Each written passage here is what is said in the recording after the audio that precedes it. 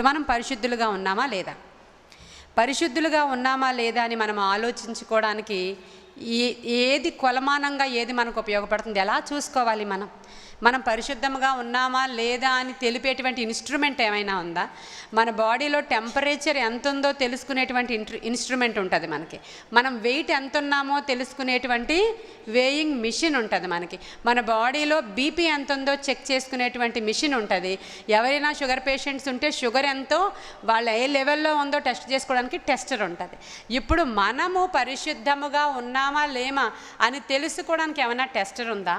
మనం పరిశుద్ధముగా ఉన్నామా లేదా అని తెలుసుకోవడానికి మనం దేనిని ఉపయోగించాలి అంటే కీర్తనల గ్రంథం ఒకసారి తెరవండి.